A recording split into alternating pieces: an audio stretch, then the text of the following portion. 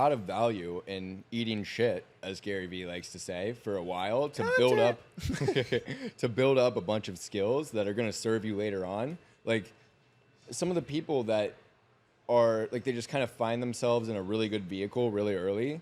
Like maybe they're closing for a good, really solid offer, and then they kind of get this warped perception of how business works, and they think they're better than they are, and they don't actually have the skills to back it up. Mm-hmm. That's when eventually maybe that rug gets pulled, and you find yourself in a situation where like your income drops and you don't know what to do. What's up, guys? Welcome back to the sticktalk podcast. Bro, I was like, wait a second. Actually, let's use that as the intro. Yeah, that's actually fire. Welcome back to the sticktalk podcast today, ladies and gentlemen. We have a special guest for you today. Me. Ben Bader. Welcome to the show, bro. Let's clap it up for him here. No, that's a great way to do the intro. Super creative. But last week we had Cardinal Mason on the podcast, which was actually today. But what'd you say last week for the listeners? He actually brought a change of clothes just to make it look like it was a different day. Well, I had to represent clientascension.com/yes and Dylan Rich. Shout out for the hat, bro. Oh, that's sick. Yeah, make cold calls, not bogeys. That's so I fire. shouldn't be wearing this because I don't make cold calls and I make bogeys, but it's a cool hat. I do neither, so. There you go, bro. But, bro, welcome to the show. Like, Mason, last episode, talked more about you than he did about himself. And so I feel like the guests have been waiting an entire week to figure out who the hell is this Ben Bader kid.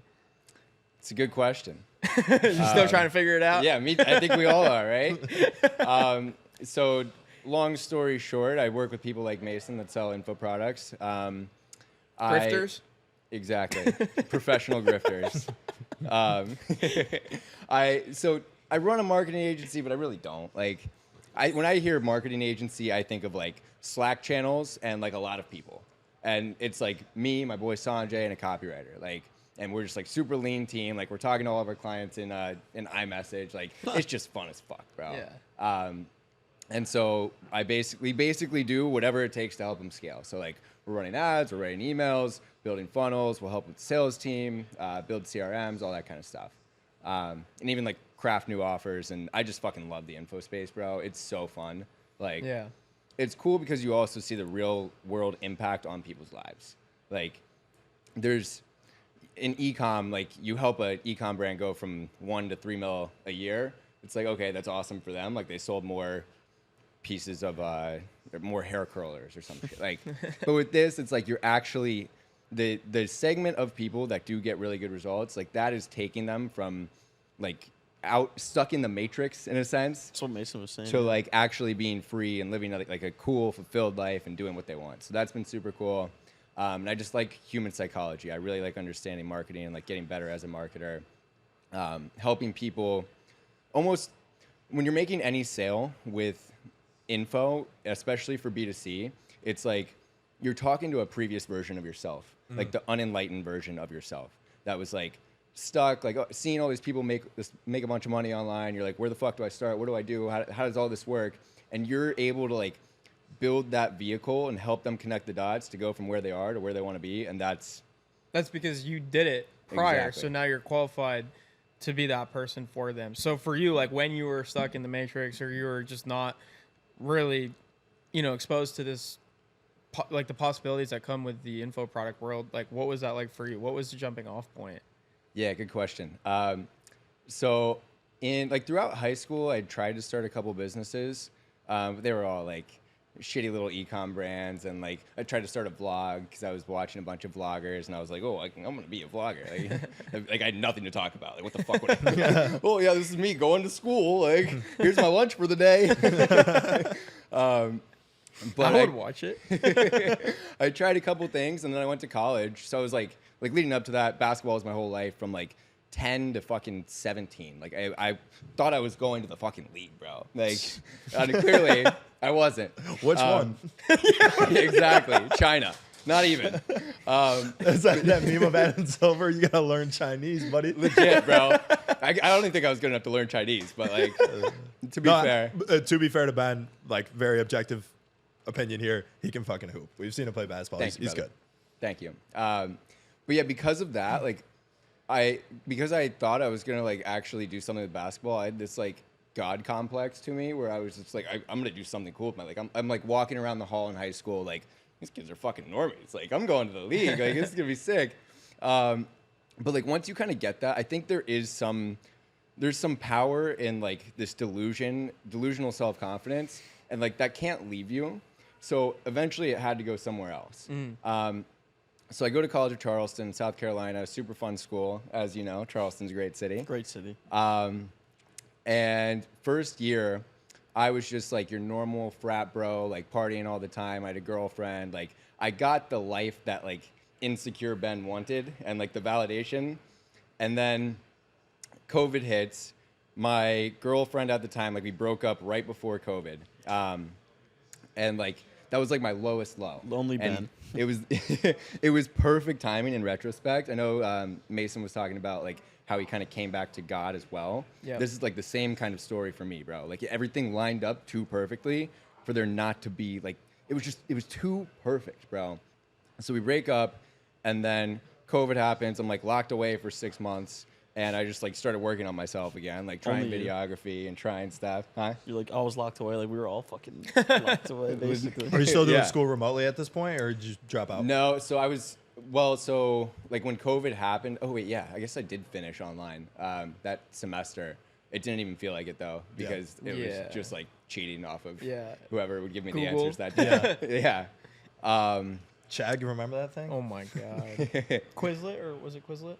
Yeah, Chad, Quizlet, all those Oh my things. God. Fiverr. Yeah. Fiverr. Legit. Hiring people to do the work for you. Yeah, I wish I had ChatGPT. Oh my God. Like it's insane. But yeah, so that happens. I start trying to be an entrepreneur again and like do something with my life, because I was trying to convince myself that like I was gonna be okay with like being a 9-to-5er and like getting a normal job. Like throughout my freshman year, I was like, you know what? Like this isn't that bad. Like college is fun. I'm just gonna enjoy my 4-year vacation, and then like we'll see what happens after that.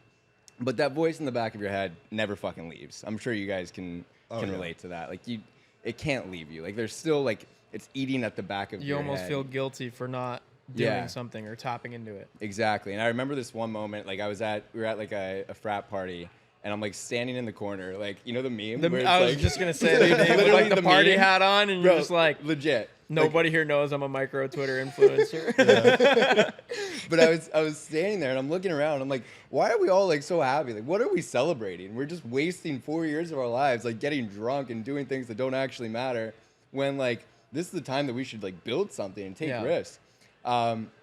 So got back into entrepreneurship. I started videography. That like snowballed into doing ad creatives for e-com brands, and then I started the basketball training agency. And then that led me to working in the basketball training info product space, because I like built a bit of a brand for myself in the basketball world. So I was able to work with like 4 or 5 of the top personal brands in basketball. And then that was like probably a 6-month almost internship where I really wasn't making that much money with them. But I was doing everything. Like I was writing all their emails, running ads, I was building funnels, like just learning everything that I could about info products. And then after a while, I was like, holy shit, like I have a lot of skills now. Yeah. I can transition this into like just working in the info product space. And then Luke with Closer Cartel was really like my first big client that we scaled with. And then from there, it was just like rinse and repeat, and it's been awesome. Ben's like, fuck cold email. I just have a group of really successful friends that'll hire me. Dude, I love you guys, like legit though. But I love you guys and I respect you guys because you are so willing to do the shit that is not fun. Like, cold email to me does not look fun. I think it's fun. Fair. You But, send like, an email into the ether and someone responds. that is cool. Like a stranger. But for me, like I hate cold outreach, bro. That's how I built my basketball training agency. It was just like mainly cold outbound. Like I was prospecting in 2 Facebook groups where they all hung out. That's in. not fun, dude. Back Well, in yeah. college, it was like 100 manual DMs a day. I'm like, fucking kill me. Yeah, bro. So like I had to post value in there, like whatever the fuck that means. Dude, prospecting in Facebook groups is the and Wild it's West. basketball trainers, bro. Yeah, yeah. I'm just like some little ass kid, like, oh, I could help you run your Facebook ads. But yeah, so I really hated cold outbound, and then eventually, like, I found myself in this position where I had the Twitter personal brand. I had all these friends that are running info products, and I'm like, clearly, I'm good enough to get them results. So it just kind of all came to a perfect storm where I'm like working with my boys, working with people that I really enjoy being around, and like helping them make a lot more money and getting a piece of it. And I'm glad I made that transition out of basketball. I was gonna say there's no money in basketball training, so it sounds like what got you into that was your initial love of basketball. Now, when you were doing that agency, is that when you started to fall in love with marketing and more so like the technical aspects of it? Totally. The most fun I had when building the basketball training agency was like building my own funnels and running ads to my own offer. And to then get just, like, clients. Yeah, to get clients. And actually, it was working. Like, I think at my peak, I was making like 15 to 20K a month just working with local basketball trainers. Which is a lot. I mean, because you're selling to people who don't have money. Right. Like, it was $1,000 a month retainers. Unless like, it's like, strictly, who's that one guy? To get to 20K a month, I needed 20 clients. Like, Are there even 20 basketball trainers out there? there's a good amount of them. It's just that most of them like don't even understand marketing Yeah. enough. Like, it's all word of mouth. Like, you had to make 2 sales where you're first selling them on the idea of marketing, and then you're selling them on like you being the one to help them. Which, as a 21-year-old kid, like, it was tough. It was an uphill battle, but I made it work. I learned a ton about marketing in the process, and it was a good time. Like, looking back on it, I'm fucking glad that I made that mistake. It's always interesting how you can be naive enough to go down a path that isn't right for you, but what you'll learn on that path will set you up for the next opportunity. Yes. I was just going to say, like, all the skill sets that you were compiling through those different experiences met with the opportunity of entering into, like, the Twitter space. Yep. Which is, like, what you were talking about before. Like, how did all of this line up so perfectly for me? So, like, what was your entry point into Twitter? Because I feel like that's a big piece that doesn't get talked about enough. Like, you had access to guys like Luke. You had access to guys like Mason that you could apply those skill sets to. Yeah. So I first started tweeting like right when I started the basketball training agency, and it was because I was lurking for a while. I'm sure you guys all went through that phase where you're just like, oh, like, these people are making money. What the hell? But it was like Nate Some people Schmidt. work for $11 an hour. $11 an hour. It was like Nate Schmidt and then a couple other big like platitude accounts. Like, I think I was following Chris Johnson. Classic. And then like Zuby. Alex Hayden, I actually joined one of Alex Hayden's early sales training things, and he was on Twitter, obviously. So I was like, maybe I should get on this Twitter thing. And then like I just started tweeting. Like, I'm sure if I look back at my early tweets now, I'd be like, what the fuck were you saying? But I just started tweeting and like connecting with people. And Harry and I had the podcast, Internet Kids podcast at the time, so we were just connecting with people, like having them on, and then like people that we really like became friends with. Like, that's how I met Mason. That's how I kind of built a relationship with Luke and Danny and a bunch of my boys in Miami. So yeah, it was the podcast and then tweeting and like just building my own personal brand and becoming somebody that is like a real human online. That all just snowballed, and then eventually I found myself in a position where like I have a lot of leverage and I'm like well connected, and it worked out for me. Damn. That's super cool. You got the Internet Kids tattoo I on did. there. I got the Internet Kids tattoo. This is my first one. I only have these 2. Well, other than tramp stamp, but I shouldn't talk about that one. This one says, "If not now, when?" I got that. I got that right before I left Charleston. Damn. And then this, when we like started the Internet Kids thing, I got this in Mexico. Actually, I was fucking terrified because it was $35. Like, this was like $100. This was $35. Is that Sharpie? It might be permanent Sharpie. He just rubs it off right here on the podcast. Yeah, you know. Dude, when's the next merch drop? I still wear that shirt to this day. So a couple months ago, maybe like 4 or 5 months ago, Danny, Mason, and I, we were like gonna run it together just as like a clothing thing. And poor Danny, he had put like so much time into like getting all this stuff made and like having it ready, and like we probably put 10 to 15 grand into it just to get like new clothing, and then we were gonna start promoting it, but then like Copy MBA took off, and like with the agency, I was working with a bunch of clients. Danny had a couple other things on his plate, and we had to put that on the back burner. But maybe one day. Mike Malak posted you guys. I know, that's sick. crazy, bro. Wait, I saw what? that. I was like on Snapchat. I was just like going through his, I don't know, it was like Sunday morning hungover, and I click and it's just him in Miami, and there's a picture of a picture of the fucking Internet Kids sticker on the back of a sign. Yeah, sorry. And I was my like, wait, Zoom what is the fuck? falling. That's What'd he say? He just said, what did the caption say? Like something. Yeah, I think he just thought it was this is cool, yeah. Danny put those stickers. So I sent all it to around Danny, Miami. and he was like, "What the fuck?" Because I Yeah. knew Danny was doing that when I went to visit him. He was Yep. just like putting stickers everywhere. So I thought that was pretty cool. Also, validation that you have to bring it back. I know, like we do, because people actually really like just the Yeah. words internet. Like, we're all internet kids. Yeah. Yeah, how did that start? So the term was actually a friend of Harry's. What's his name? Cole. He like would call all of us internet kids, and then Harry and I were like, "Yo, let's start a podcast. What should we call it? Let's do internet kids. Perfect." And then I think we were on that. yeah, I think you Way guys came back. on. Yeah, I was on there. And then started the podcast, and then a few months later, that's when NFTs like really started popping. And we'd always also wanted to do clothing, and then we got the idea like, wait, it would be perfect if we just made internet kids like a ticket to buy the clothing, and like do events and all that kind of stuff. And so that's when we did like the whole NFT thing, and that was awesome. Except on our first drop, I don't know if I've told you guys this story.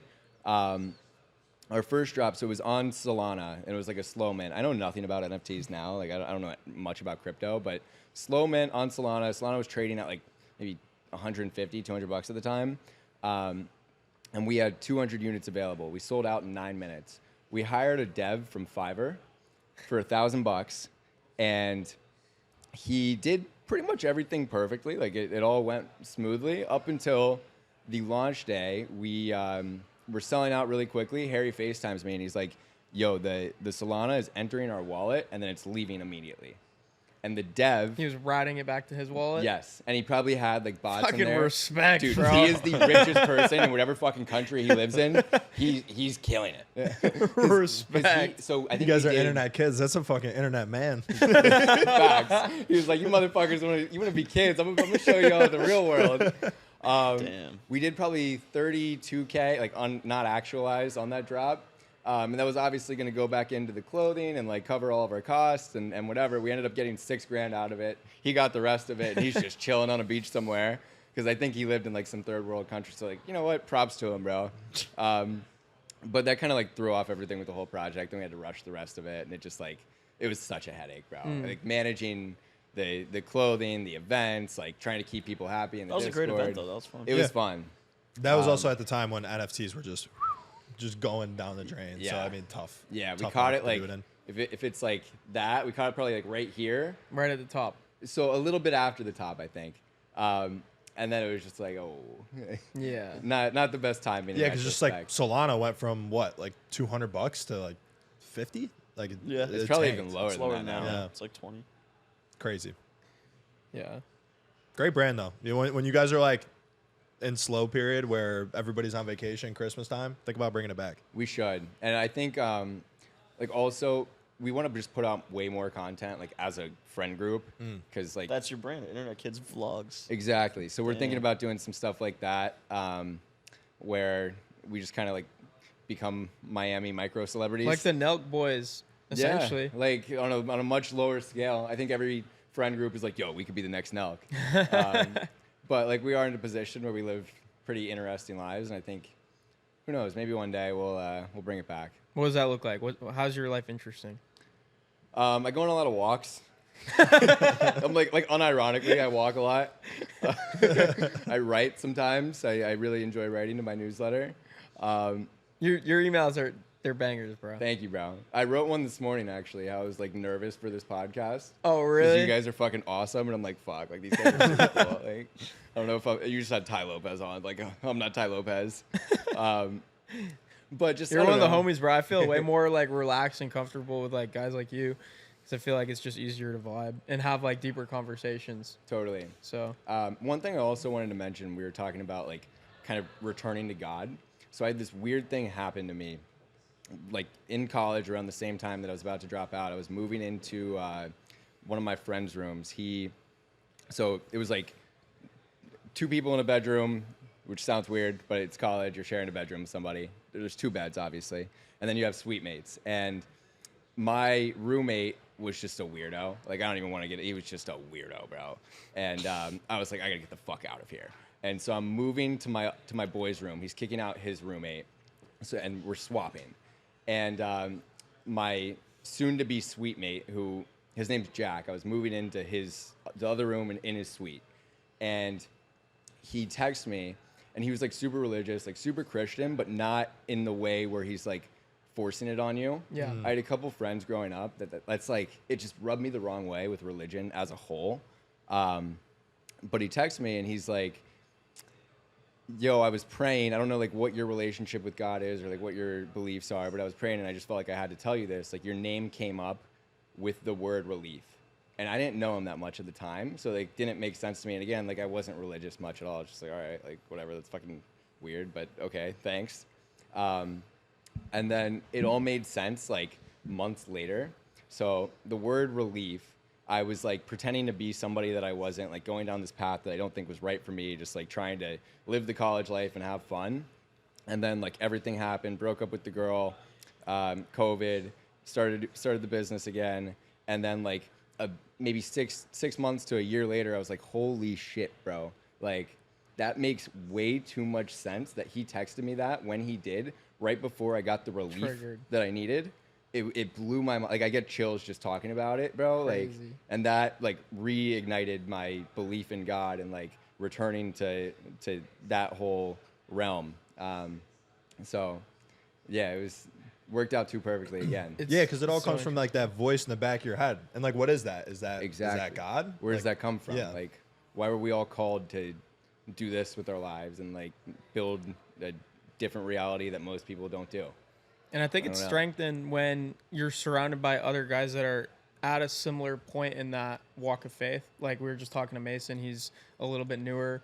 You have guys like Cam, Sanjay that are all kind of having these conversations. Like, are those conversations that you guys have as well, like back in Miami?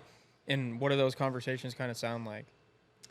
Good question. So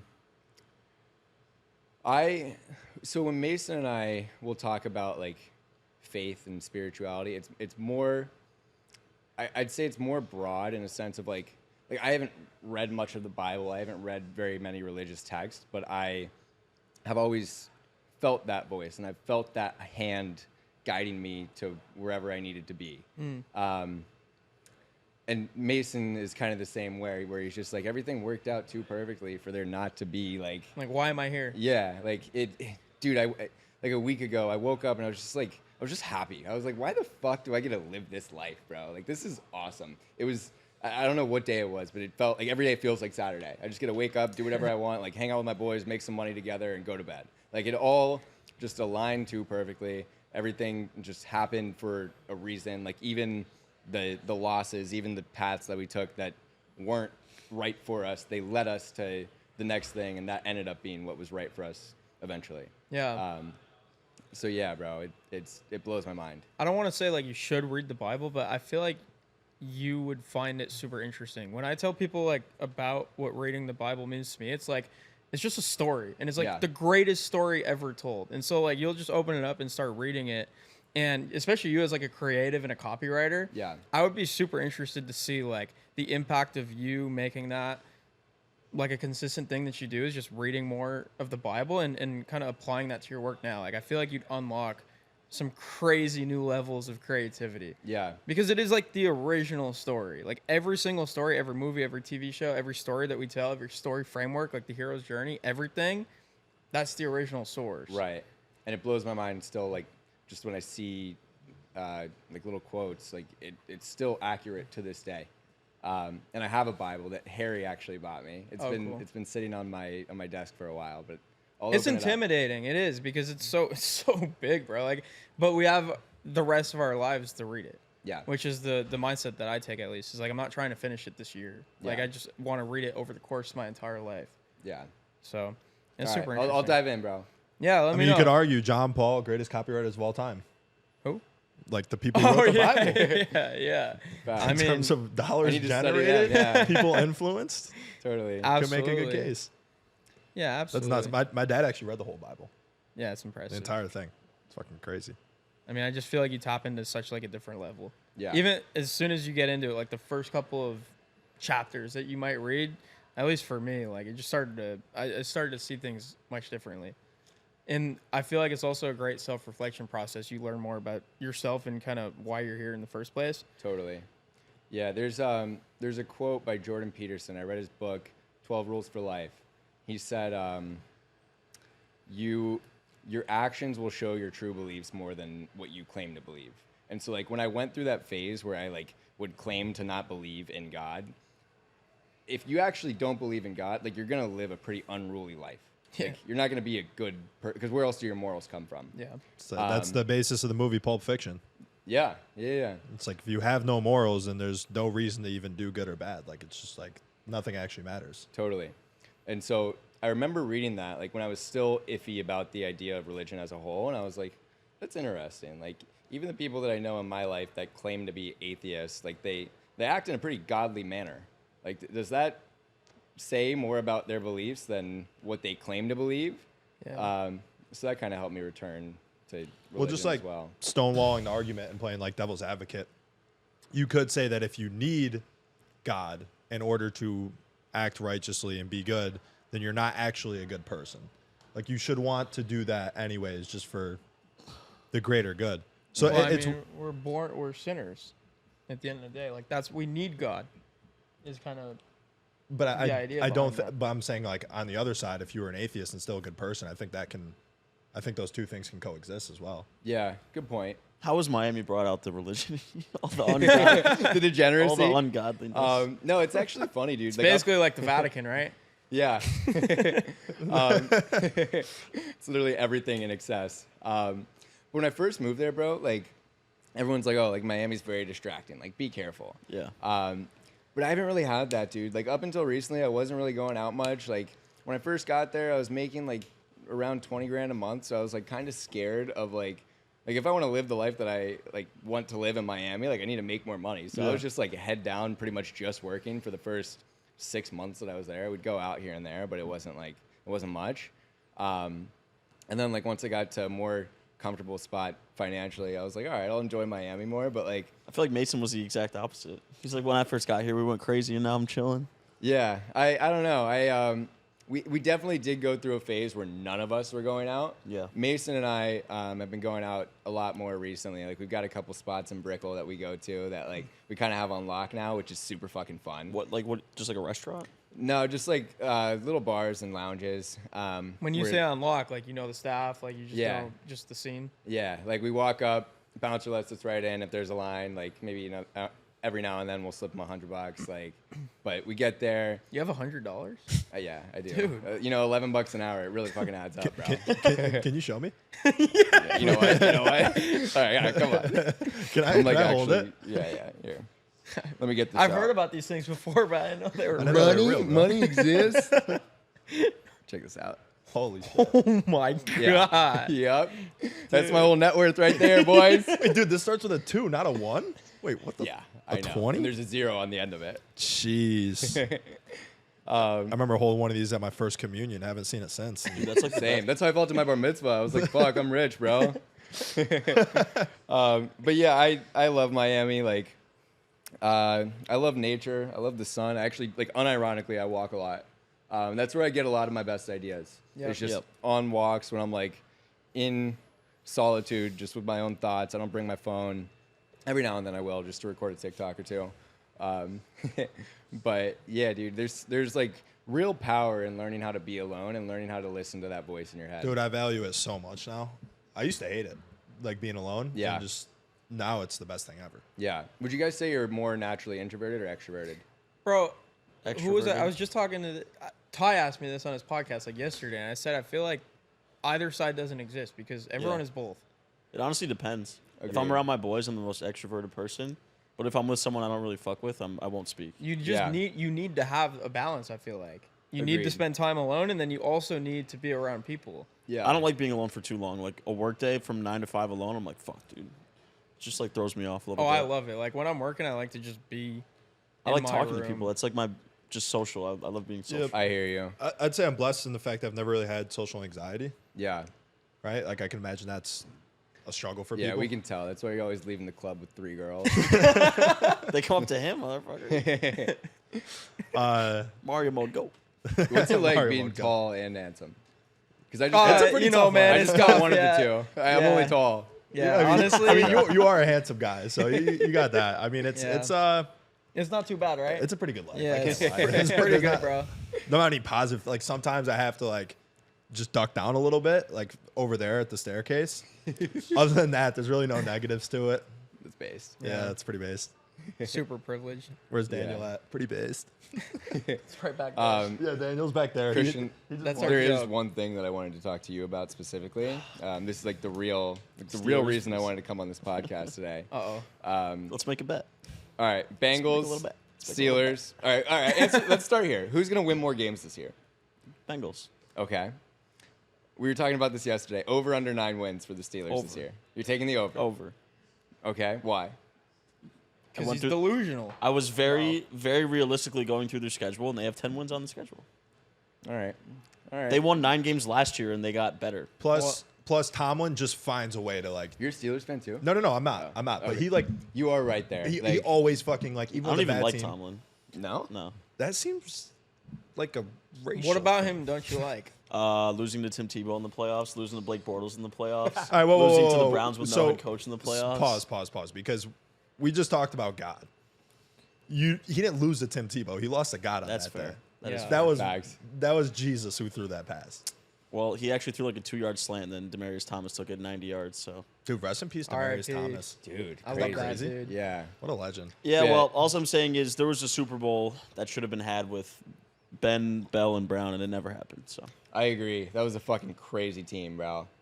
I'm like unironically probably the biggest Bengals fan you guys will ever meet, but I'm like a closeted Bengals fan because I can't be like too out. Like I don't even have any Bengals clothing. he's gonna be like front runner bandwagon. Like I can't. No, I can't be he like. was, Oh, he was a sports Burrow ball. fan, like playoffs 2 years ago. He's like, oh, If now was ever a time to come out of the Bengals closet, like No, you're right. You but it's should like do it. it's the idea of sports ball in general, of like being a really big football fan. Oh. Like I get why people hate on it, and they're like, oh, like it's the circus. Like it is, but I fucking love it, bro. Like right. I will It's the spend my best. entire entire Sunday on the couch watching football. let's make a fun bet. Over All 9 right. wins, little nice dinner out on the on the loser. Deal. Steelers have to win 10 games. All right, there we go. Deal. On the pod, wait, set in it's stone. just dinner? Just a nice dinner. We're automatically included either way. no. Yeah. Yeah. Yeah. 3-1. Well, So yeah. all right. Scott also If gets the Steelers miraculously get more than 9 wins this year, Meat market. On I the will take loser. all of you out to dinner. Get the Wagyu, get whatever steak you want, and on me. And if the if the Steelers lose more than however many games, if they win less than 10. Then we'll release this podcast. Deal. when Burrow had a non-contact injury in training camp, did you Dude, I swear to God, bro. I just drop to your knees, start I praying? spent 4 days researching calf strains. I'm like not kidding. Like Mason, this is actually so embarrassing to even say. I was like, so after it came out, it was grade 1. So he's gonna be fine. Like he might be back week 1. If not, like we're fine. It's in Cleveland. Like that's. Oh, we're playing Deshaun Watson. they might be really good this year. No, yeah, he They're sucks. the Browns. He sucks, bro. They can never. They'll never. He is pull it actually off. cursed. Yeah. Speaking of God, Deshaun Watson will never be good. Facts. But Forgiveness. so after it was found out that it was like grade 1, and I spent all that time researching, I just like had the football itch, and I FaceTime Mason because he has a PS4 in his room, and I'm like, hey, bro, like, I got a really tough question. Can you please let me come play Madden for like 3 or 4 hours in your room? And he was like, yeah, buddy, come on. And that was my whole like Thursday afternoon that day. That was my work day. I can't wait for football, man. Dude, me too. I'm like so excited. It's such a good reset too at the end of the week. We're such normies. We are. I can't wait. But I love. Sometimes I love being a normie. I think everybody has their normie fixes. People just don't want to admit it. Totally. Like, just so wanna bro, play I know you're doing hardball. some shit. Yeah. I know. Like sometimes you You're go crushing home- some Chick-fil-A. yeah. Like, come on, it's Chick-fil-A. Like, oh, there's soy in it. I know that sometimes you accidentally grab a receipt and get a little tingly. Sometimes you're rubbing receipts on your face. This is guilty pleasure. Oh, I need to man. get more in touch with my feminine. I'm just rubbing receipts all over my body. All right. So Back on basketball trainers, internet kids, and now webinars. Talk us through how that all came to be, because now you're absolutely crushing it. Yeah. So like webinars specifically, that's been such a fun thing to get good at, because it's like it just all comes down to marketing and understanding human psychology. And our first big webinar win was with Luke. And then we scaled that mainly with paid. Like we were just driving all the traffic through there, and there's just so many factors that go into running a successful webinar. Like from the time they sign up to like even having the messaging on that page to get them to sign up, and then like just warming them up throughout the week to get them to a point where they're at a level of awareness to where they're going to come into that webinar like understanding what we're talking about on the webinar, and then obviously the presentation. But like you just move them through this awareness level of like, I can't do this, I don't understand sales or copywriting or whatever the offer is, to like, okay, I trust this business model. I always say there's 3 sales that you have to make to get anybody to buy any type of B2C info product. It's sell them on the business model, sell them on you as the person to teach them, and then sell them on themselves. So all 3 of those sales have to be made along that process. So first, like, you sell them on the business model by showing them how it works. Like, they need to obviously understand whatever it is, building an agency, sales. Like the vehicle? Yep, they need to understand the vehicle and like be able to explain it to their parents at Thanksgiving dinner. That's like, all right, if you understand it that much, like you're sold that it's not gonna like just evaporate, and it's a legit thing that people are using to make money.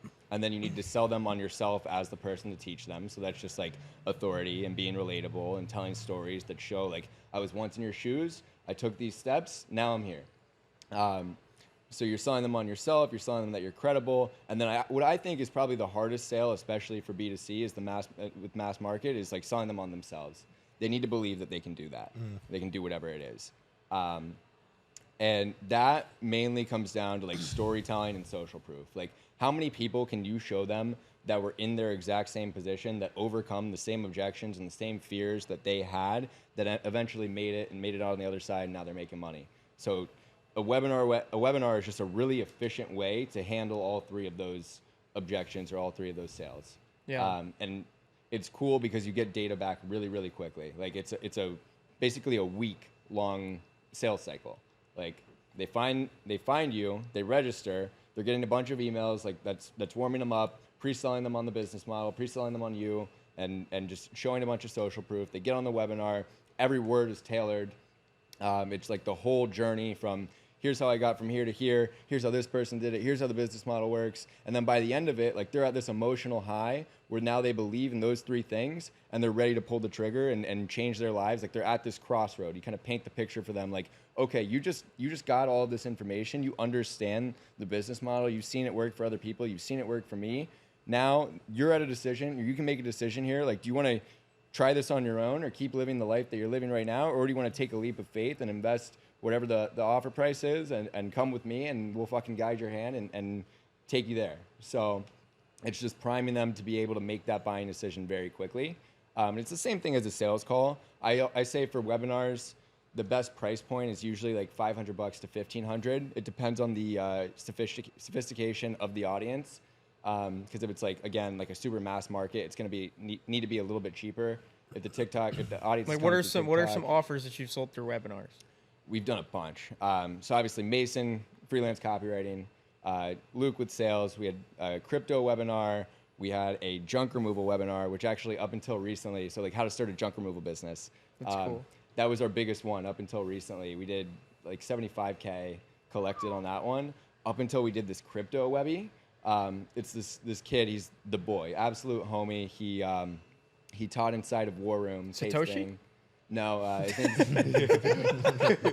his name's Daniel. Okay. Absolute homie. He taught inside of War Room, and that was our first like really solid 6-figure webby. I don't know if I should say that, but I'm gonna say it. 6-figure webby on that, and the offer price there was actually a little over $3,000. Wow. What's the actual offer itself? So it's like his whole mastermind. Like he's as credible as anybody in crypto, just because like first of all his credentials. He's on YouTube. Like his channel is doxed, which is like rare in crypto. Most people are unboxed. So he's just got a bunch of credibility, and like I guess the awareness level was high enough where like if you're interested in making money in crypto, you're gonna have some money.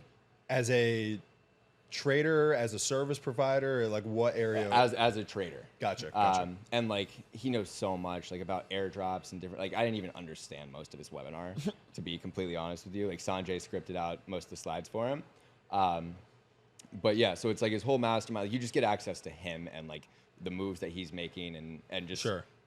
It's great. Like I'm gonna hop in there next bull run for sure. Yeah. So that actually blew my mind that we could sell that offer at that price point and we only had maybe 450 people on that webinar, which is really low. Yeah. Like on Mason's last webinar, we had over 2,000 people on there. But people fucking loved this kid. And the offer was really strong, and I guess the price point, because even though it was higher, like the sophistication of the market was high enough to where like they had enough money to invest, and it was just the obvious decision to, all right, I'm gonna fucking hop in this thing. Yeah, like the people who still have goodwill in that space are few and far between at this point. How much of it is like a good webinar versus a lot of pre-existing goodwill in the person? Yeah, that's a good question. I'd say a lot of it comes down to like the pre-existing good. Like obviously you can fuck it up if you get on the webinar and you just don't do well.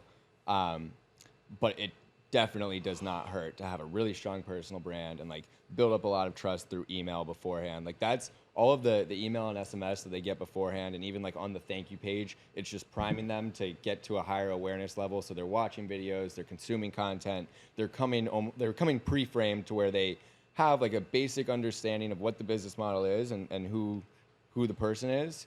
And it makes it easy with people like Mason, because people fucking love him. And on TikTok, like he's just the boy, he's so relatable. So people come to that webinar, like they're just ready to go. And the same thing with the junk removal webinar. Like we didn't have a ton of people on there. I think it was around 1,000, maybe 1,100. But people, like he had a really, really strong personal brand. Shout out Jeremy Moser. He was working with him on Instagram. So like all of that content was fire, and they just hopped on, and then like you take them through the process, and then the next obvious decision is like, all right, I'm going to invest in this thing and like take this seriously. Now, are those the two types of offers, just like biz op or make money online in some ways, like a freelancer trading sale? Are those the ones that convert best through a webinar, or is there another use case that, you know, maybe you've done or are looking into doing? I think biz op works the best, but I also think like dating, relationships, all of that can work. It just comes down to traffic. You just need to be able to get enough people in the room to where it's going to make sense to run a webinar instead of a sales call. Because if you only get 50 to 100 people in the webinar, like it's just not enough. Like even if you convert at 10%, the offer price is $1,000. Like you make 10 grand, which is fine. But like that's also, let's say the offer was $5 grand, you sell 2 people, it's the same thing. So as long as you have enough eyeballs and enough traffic to fill up a webinar, I think you can run it for any offer. But for B2B, it's probably a bit tougher because like there's just more variables. Like they're depending on the offer. Not everything is like so one-to-one. Like some people might need different services than others. So I just think it would be tough to do B2B. Not to say you couldn't, but we've only done it B2C. Yeah, I had no idea how big that space is, dating. Like I was shocked to see the amount of people in Cole's group that have a dating offer of some sort. Yeah, I would love to see what type of numbers you could run up with one of those offers. Grant Lannon was crushing with a dating offer for a bit just through TikTok. Damn. He's a savage, bro, and his content is so good. Like he just knows how to talk on camera. He's an absolute beast. But most of his stuff on TikTok, it was interesting. It was like more self-improvement content and like just psychology and understanding yourself.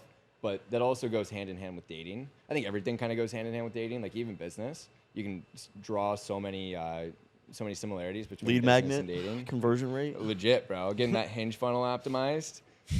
Getting banned from the Hinge funnel. But yeah, he was crushing with the dating offer. I know another guy, Benjamin Seda. If you guys know the YouTube channel, yeah, I've seen him. That's my dog. I fucking love that kid. But he's doing well with the dating offer. I'm sure there's a handful of others, but like that's a big need for people, bro. Yeah. Like, especially in the entrepreneur space. Like I think a lot of people will start a business and then kind of neglect a lot of the other areas of their life. Like Tai Lopez always talks about health, wealth, relationships, happiness. Yep. Like the good life. If you're neglecting 3 of those aspects of your life, that's not a good life. So like that's why that's why dating is a big thing. That's why like relationships is a big thing. Like Sam Matheson's another guy who's like a relationship kind of coach. So yeah, bro, like and throughout my life, like even as I've progressed in business, I'm always cognizant to like not just put all of my eggs in one basket in the business space. Cause I know that's not why I started a business. It wasn't just to like get rich and have no friends and know 0 girls and be fat. Like, yeah, like, So I don't know if it's the same for you guys, where it's like as you're progressing a bit, like you can't neglect the other areas of your life, or it's just not the good life. Ty brought it up. He was like, would you rather, if you could be one person for a day, would you rather be Elon Musk or Leonardo DiCaprio? Like Leo. You're going Leo. He's got good stories to tell, bro. Yeah. Like the people that I look up to the most are people that have made a lot of money, but they have a bunch of good stories to tell that like are from various different Walks of life. Yeah, exactly. And they've been at the top, they've been at the bottom, they just understand, they've had so many experiences that make them such a unique, interesting person versus like, oh yeah, we made $100 million, but nothing to show for it, no stories to tell. They were just working, just in their office. Like that's boring, bro. I'd rather have 20 mil and live a full life rather than have 100. A good life. Yeah, live the good life. Yeah. I feel Shout like out Ty. shout out Ty, but I feel like the way you structure the business almost optimizes for those areas as well, because you can work with people in these different niches and these different markets. So it's not just webinars. It's webinars for crypto. It's webinars for relationships. It's webinars for internet marketing, right? Totally. And the people that I'm working with, I fucking love them. Yeah. Like it's my dogs. Like Mason's my dog. Luke's my boy. Really everybody that I've worked with in the last 6 months has been a homie. Yeah. Like we might have started working together on a business relationship, but like we became friends, and I love the position that I'm in now, where I'm just able to work with really cool people and like use my creative muscle to help them make more money, and then we make more money. Like my favorite thing is writing copy. Like if there's one thing I could do for the rest of my life and just not worry about money, it would just be writing and like living and getting more experiences to draw from by living and using that in my writing. Yeah. So like, yeah, bro, it's cool how it's all kind of worked out, and I'm able to build relationships through business and make a good amount of money at the same time. Yeah, and the experiences that it opens up the door to, I feel like, as well. You guys want to come on a boat after this? Boat? Yeah. Do you have room for us on the boat? Oh yeah, everyone just bailed on me, so wide Really? open. What? It's not still raining. This dude is goes, it? "Oh, all the girls went on a different boat, so we're just gonna not go." I'm like, "Okay, noted." Why do we need girls? We don't. We can. A boat with girls? What? I'm gonna go with girls. I gotta Who's change one the arrival person time. in the who's one personal brand that you'd love to do a webinar for that you think would crush? Ooh, good question. Let's see. I do want to do a dating offer just because I think that would be a lot of fun. It's just hard to find the right person that has enough of a personal brand. Like, ads are tough, bro. Like, getting people there with paid ads is an uphill battle. One person, though, I mean, Ty would be sick. Like, Tai Lopez. Or, so there's one guy. Bro, you could definitely get him to do a webinar. Yeah, I'm sure. Obviously, Like, Brent. Pretty confident you could do that. Yeah. Patrick Bet-David's another one who I think would rip. Crush. Guy's a legend. I'm also excited to see what Hermosi does on his Webby. It's Yeah. coming up. Yeah, that's next level. He's got like 300K signups or something. Yeah, insane, bro. So like, just to break down the metrics, usually on webinars, like you'll get a 40 to 50% opt-in rate on the funnel for people to actually sign up, and that's if you have a strong organic. If it's just paid, it's probably going to be closer to like 25 to 35%. And then of those people that sign up, you're going to get roughly 30 to 45% to show. Sometimes a little higher. If it's like really warm and it's mainly organic. And then on the webinar, 3 to 6 or 7% conversion rate. And then you break down the numbers from there. So it's really just a numbers game. Yeah. Like a successful webinar is like, all right, if we get 2,000 people on and the offer price is $1,000, like we know it's going to be a pretty So solid Hormozy, webinar. if he's looking at the numbers, say he ends up with 300,000 signups, 150,000 live attendees, and then 3% of those converting, 3 to 6%. Let's And just it call might it be- 5%. like, it could be closer to 10 too. For which is him. So crazy. for him, with it could with be that amount of goodwill. It could Yeah. literally be 15,000 sales at $2,000. What is that? Like $10 million. Oh my god, bro. I don't. Let's do some numbers. It'll be interesting to see if he pitches anything. But they're I actually. mean, how could you not? right? he That's has his to. whole brand. That's 30 million. Why do a bucks. webinar? Why not just continue doing How, YouTube? How much? 30 million if it's $2,000 offer. Oh my god. There is one guy though. Speaking that- of lead magnets. Wait. I saw your donut this morning. Anyone to come on a boat? 3:30 out of Tampa. Explain what that was, because this is an audio why podcast. don't you have like a reply boat if you wanted in? I think that would help. But We don't have a Jamie here. What are we talking Anyone about? want to come out on a boat at 3:30 out of Tampa? We'll just throw a little bat signal out there, you know? There you go. The bat signal. What were there you is saying? one guy that I would love to run a webinar with. His name's Taylor Allen. So he was like the pioneer in the basketball training space. I think he's one of the only guys that has made probably multi-8 figs selling online basketball training. That's cool. And he's so fucking interesting, bro. I was on his email list since I was in maybe sixth or 7th grade. And like I think I subconsciously learned how to write copy through reading his copy. Like every day on the bus ride home, I'm fucking pulling out my phone, looking forward to reading his email. And he's absolutely crushed it in the basketball space. And it's been mainly like, it's more on the mental side of the game, which was super interesting because like everybody's like, oh, like here's how you improve your handle, here's how you become a better shooter or whatever. But his is, he calls it, it's deep game is his program. And he's absolutely crushed it. And I think he would absolutely destroy a Webby. Who is that? So his name's Taylor Allen. Great funnel hack too. If you look up deep game basketball, like that's some of the best copy you'll read. Like it's the most like emotional. It's just such a He's a good trainer? emotional sale. Like he is, but he's a marketer. He's a marketer, and he really, really Are understands. you a short, psychology. chubby white kid that can't get to the hoop? I'll teach you how to shoot. I'll buy Facts. And like so, it was like he paints the picture of the player that you are and the player that you want to be so well. It's the same thing in like a biz op offer. It's the person you are versus the person you want to be. But like he was able to speak to me really well in a sense of like, yo, you're putting in all this time. Like you're the hardest worker in the room. You're a gym rat. You put all this time into basketball, but you're not really seeing the result on the court. You're not able to like just play freely and be loose out there. And he just like his copy was so emotional. It's like he was completing the ideas. He was articulating your own thoughts in a way that you weren't able to, and it connects dots in your brain. And that's why you're like, holy shit, I want to buy from this guy. Like that's any copy. That's the reason that people buy it, is because they feel like you understand them Better as than well, you understand or yourself. better than they understand themselves. Yeah, Exactly. so he's speaking to the kid that just goes into a gym alone and is lights out, but can't actually perform in a game. Yep. Yeah, exactly. and he's saying like And it's genius, the bro. straight line from point A to point B is anything different. Fundamentally, it's just your mindset. Mm-hmm. That's fucking smart. And he knows it so well. Like the way he painted that picture was just beautiful. Because that was him, I'd Yeah, imagine. totally. Right? I feel like that's the real key to marketing, is going through the transition yourself so that you can speak to the people that are still like on the other side. Totally. Yeah, and that's how any offer that we work with, like for the most part, it's talking to a previous version of myself and selling myself on the business model to go and become somebody new. What was growing up in Cincinnati like? It was pretty chill. Skyline chili? Dude, I miss Skyline. That's the one thing I miss about I've heard it's Cincinnati. disgusting. Bro, shut up. Dude, I've had it, so I'm gonna withdraw my statement. Skyline is fire. Explain to people what Skyline So chili Skyline is. chili is, so they have the three-way, which is pasta with chili and cheese on it. And then I think there's onions, but I always got the onions off of it. And then in their chili, I guess there's cinnamon. Every now and then there's like a Band-Aid in there too. But that's only if you go at 3 a.m. It's only if when you you're get really lucky. drunk.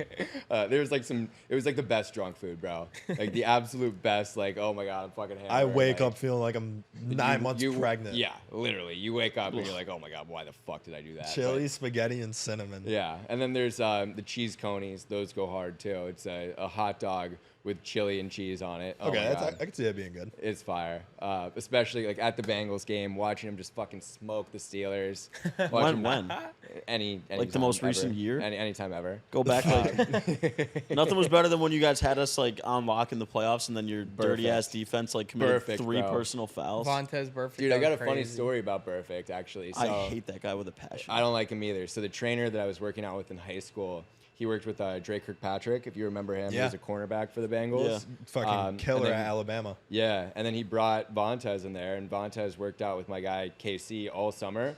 End of the summer, he never paid him. Vontez never paid him. What? I met him one time, and he was friendly. Like we played horse together. Like he was the boy. But yeah, he like never paid the trainer, and then Dre ended up covering it. But yeah, interesting. When interesting Juju story laid out from him. Vontez Burfict, I never felt so happy to see someone be like on the floor dead. Yeah, he was an asshole. They're the old Bengals teams with like Carson Palmer, TJ Hushmanzada, Ocho Cinco. Ocho Yeah, like the Cinco, bro. epitome of mid, bro. Ocho was a dog. Come on now. They were never great. It was just I like those guys. They were It a was like, fun team. Andy Dalton was like your hero for a while. Dude, Andy. That was The Red painfully Rocket. mid. That was like you're almost good enough every year. Almost good enough. It was just pain because you thought you were gonna. Every year you thought, oh, AJ okay, Green. This He's is from when South we get Carolina. over. He's from Dude, Somerville. AJ Yeah. Green was the homie. Yeah, you thought, all right, this is the year we get over the hump. We're gonna make it around the playoffs. Never won a fucking playoff game. yeah. It was ridiculous. He's like a Kirk Cousins without a soul. Totally. I hate him because he was on the Saints and he's just so bad now. Yeah. Last year was rough. But to answer your question, growing Derek up in Carr. Cincy, like I grew up in a nice suburb, bro. Like I'm blessed and lucky to grow up where I did. And it was chill. Like it's interesting though. One thing that I noticed, like even though it was a really wealthy area, people were fairly closed-minded. I think because a lot of it was old money. Yeah. So it wasn't like, oh, like yeah, you can go and be an entrepreneur and start your own thing. It's like, nah, you can go and get a solid job right out of college and work your way up and eventually make $300,000 a year. Like A lot of cool, bro. lawyers, doctors, stuff like that around. Yeah. So like I have no complaints about it. Again, I'm super lucky to grow up there, but I haven't been back in over a year and a half. My parents are up in Jupiter as well, so like whenever I need to go see them, I just go up there. So yeah, like it was a fine place to grow up. I probably won't raise my kids there. I'm gonna have like 12 little babies that are all gonna go to the NBA and maybe the NFL. Like, I mean, Maybe both. Somebody's- Jackson, someone's small gonna need athletes. to take over for Burrow. But yeah, I got That Burrow no to Bader complaints. succession. I Kind can of see it. a deeper question. I feel like a lot of entrepreneurs struggle with like the fear of losing it all, right? And webinars are just like another form of marketing that is currently working really well. Do you ever have the fear like when is this going to end? Yeah, good question. So yes and no. I always have this fear in the back of my head that's like, it could go to zero at any point. Yeah. I don't know why that's still there, but it is. And it'll never go away, I Yeah. think, at this Yeah. point. It's like, oh, everything could collapse and like, I think it's there for a reason too. Yeah. Because that's what keeps you going. In a way. yeah. And honestly, if it did all collapse, I think we'd all be fine. We know enough people and we have enough skills to like Yeah. build it back up. Like it might even be fun in retrospect. Like the Grant Cardone thing. where What you kind of get- blew you get my to mind go- was my boy Yeah, the from undercover home. millionaire. My boy from Yeah. home was looking for like a job, like a SDR or something. I put out a tweet. I got like 10 DMs from dudes that were ready to hire him. I'm like, if this was me, like, dude, like just the network you build, you're chilling. Totally. You know? Yeah, bro. Like we're so well connected at this point, and obviously we have skills that we built up. But specifically, like with webinars and info products, maybe at some point that bubble will pop because like it seems like, well, I don't know, the last 10, 15 years, info products have been fucking huge, Yeah. right? So like, I think the market will always get more. Consumerism will always be there. But it'll always change. Like what's working right now won't always work. You always have to adapt. But like as long as you're cognizant and you're ready and willing to make those adjustments when they're needed, I think you can always. Yeah, and you'll be good fine. because you understand why it works. Like we were talking about this with Mason, but he was like, "Oh, you guys seem to actually understand the fundamentals and why things go the way that they go." Whereas like some people that he knows in Miami, they're just like, "I don't know why I'm making so much money." Like it's seeming like happening by accident. You didn't start with webinars, like you understand why they're working right now, but because of the fundamentals that you have, if it's the Yeah. next vehicle, you'll be able to just transfer those skills. Yeah, there's a lot of value in eating shit, as Gary Vee likes to say, for a while to build up to build up a bunch of skills that are going to serve you later on. Like some of the people that are like they just kind of find themselves in a really good vehicle really early. Like maybe they're closing for a good, really solid offer, and then they kind of get this warped perception of how business works, and they think they're better than they are, and they don't actually have the skills to back it up. Mm-hmm. That's when eventually maybe that rug gets pulled and you find yourself in a situation where like your income drops and you don't know what to do. So I think there's like definitely just a lot of power and something to be said about fucking up for a while. Yeah. Like and having to work with shitty basketball trainers and figure out how to sell something to them and then like go through that iteration process and learn a bunch along the way so that you're prepared for the next opportunity, and then you're prepared if anything changes. Yeah. Daniel calls it the indoctrination period. You just have to go through a long period of just eating shit, but stacking skill sets that can be applied to an opportunity vehicle that just falls in your lap because of the work you did leading up to it. Yeah, you force it to fall into your lap. Yeah. You get lucky in a sense where your skill set, your network eventually meets the opportunity, and then you're in the right vehicle to take off. Exactly. So I found the happiest and most successful people in our space are partnered or surrounded by friends or people that they're just homies with. Yep. Like for Client Ascension, right? It's me, Dan, Christian. We've always rounded up in business together. With you, it's like Sanjay and Mason and Luke and just guys, again, that you're homies with. Yep. There's always the debate, and I've been asked this question a lot, so I'm interested in asking you as well, is like, what is that dynamic like? Because I feel like a lot of people have this limiting belief of like, you can't be business partners with your friends or family because there's a conflict of interest there. There's a potential to ruin the existing friendship. Yeah, I mean, I think if your skill sets are complementary, and it makes sense, like if it would make sense when you guys weren't friends, then it makes even more sense if you guys are friends. Yeah. But if it's like, oh, I'm just gonna pull my random high school buddy into this business and have him be the COO, good luck. Right? So yeah, if you guys work well together, and I think not only do we have complementary skill sets, but like we just work well off of each other. Like Sanjay and I, he's been like my right hand with the agency. Like he will, when I'm slacking, like he picks it up. When I need to do more, like he's right there, bro. And so then in person, you guys are like, oh man, it's so funny. And then we're able to act like so dumb together. But same with like Mason. the most low-key smart person of all time. He I was really gonna say is. he's smart, dude. He really is. He's Sanjay's smart. like a fucking encyclopedia, bro. Yeah, because he'll just spew like autism for 20 straight minutes and just be giggling the whole time. Then all of a sudden he goes, he gets serious, and you're like, where the fuck did this come from? I know, it's wild. Same with Kishan, who's gotten really, really good at sales. Like Mason was saying the other day, up until recently, he didn't know Kishan could be like normal. And you know, for anybody listening, Kishan is Sanjay's brother. Senior manager at the Tampa Aquarium. Yeah. Gift shop. But so Mason didn't understand that Kishan was like actually like a normal functioning human being, because whenever he met him, he would just say "buh" and aquarium. And then like I think he heard him on a sales call and he was like, "Holy shit, this is the same person." So there's a balance between the autism and being intelligent. But again, like so Mason and I work really well together. It's funny with Mace, like I sometimes I have to be more of like the implementer. Like I think I'm more of an ideas guy, but so is he for the most part. But like I've also taken the role of like getting shit done and like, okay, yo, like this is going wrong on the webinars, like people aren't coming pre-framed enough, like we need to add this, and this. And then like he'll be like, all right, like yeah, we'll get it done. And I'm like, I'm on top of him, like, yo, we need to get this video, we need to get this added. So like we work really, really well together there, and it's just so fun to build with your boys, bro. As you guys know, like it's so fun to make money together and scale together. You never run out of things to talk about, because like you could be sitting at dinner, you could be out the club, and you're like, holy shit, here's how we can add 100K a month right now. Like let's do this, let's implement this. It's always on your mind. Everything's a business expense, even when you're alone. Sorry, accountant. Sorry, FBI. But yeah, dude, it just makes it so much more fun. I couldn't imagine doing this without having a solid group of boys that I'm building with. Like, Yeah. I don't get it. Like the props to the people that are running like a solo agency and they're working with like bigger corporate companies or like just people that aren't homies. Props to you, bro, because I don't know how the fuck you're doing that. Like, Yeah, it's gonna be lonely. Mr. Producer's back there, like.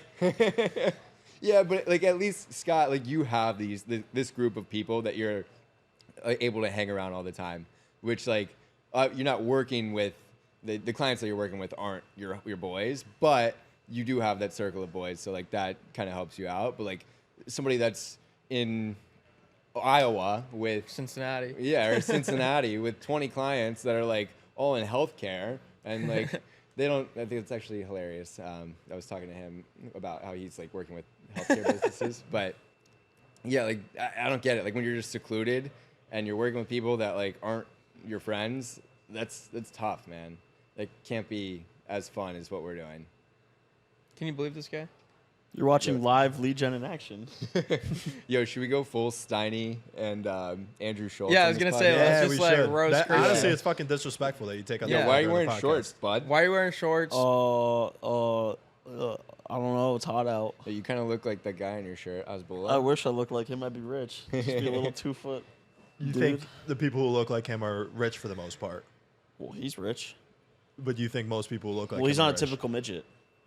Why are you putting on an act right now? What are you talking about? You just said the hard M out of nowhere, the midget. Wow. Don't cut that, Scott. I don't we get might it. get we might get the YouTube I don't mark, get it, but man. No, I was just trying to go Schultz for a Steiny. I don't really have any. Yeah. I'm not going anywhere here. I was just So busting like, balls. is this like your thing? Like, I can't tell if like you're in character. Or he's you're like, just, oh, it's this not whole- Tai Lopez, so I'm just gonna do lead gen.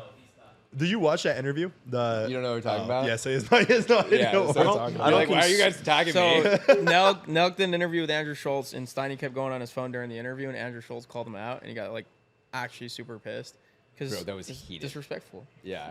But also, he was so right about Steiny. Like, that guy's just always putting on an act. He's an Yeah. industry plan. he's an Like that's actor. basically what it is. I No, he's know. not an industry plan. He's just like a weaseler. No, it's interesting though. Like, I don't get.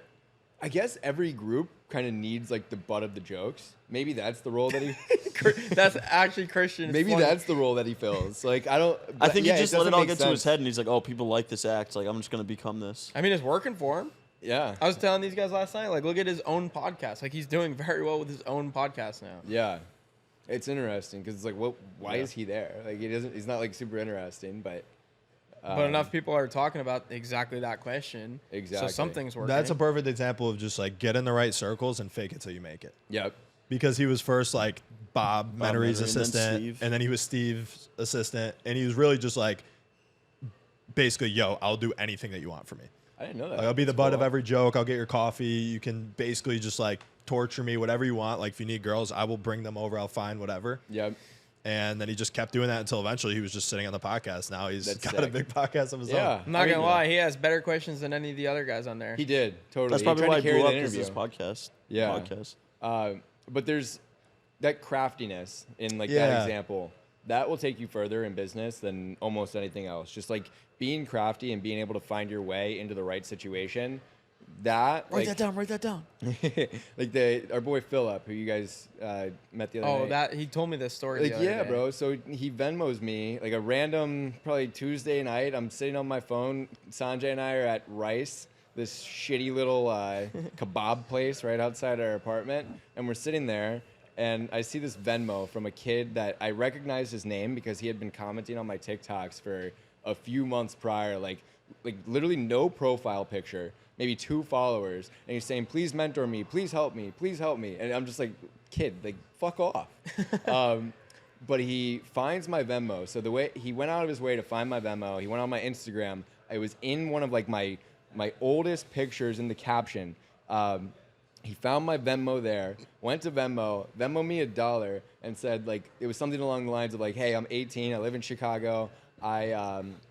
I'm writing this paper for school right now, and there's nothing more in the world that I want to do than like change my life."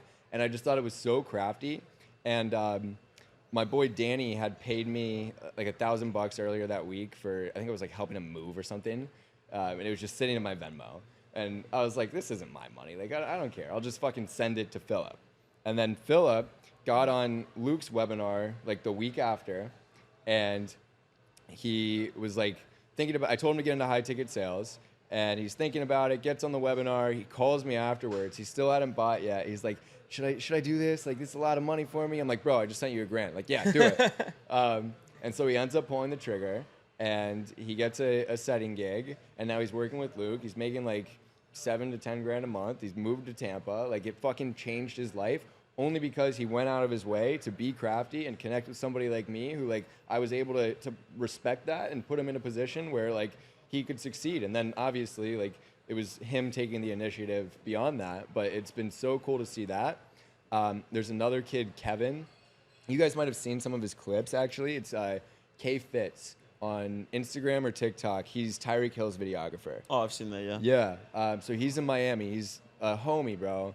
And he was DMing me a bunch on Instagram, and like he's got a big Instagram page because he's Tyreek Hill's boy, and like clearly he's doing cool stuff. But at the time, he wasn't really making much money, which is ironic because Tyreek Hill's the highest paid videographer ever, or highest paid wide receiver yeah. ever. But either way, so now like we had him edit a bunch of clips from our podcast with me, Mason, and Grant. Like I'm gonna help him however I can because like he was DMing me. He got inside of Copy MBA. Like he's learning copywriting. He's just trying, bro. There's so much to be said And he's about doing actually video work for Tyreek Hill. making an yeah, effort. he's doing video like with Tyreek Hill. He did a video for Saquon Barkley. Damn, oh, getting paid bank. Dude's just gotta ask. Yeah. Yeah. That's a big thing. I don't want to get too much into it, but Yeah, I'll tell I you don't after the either. pod.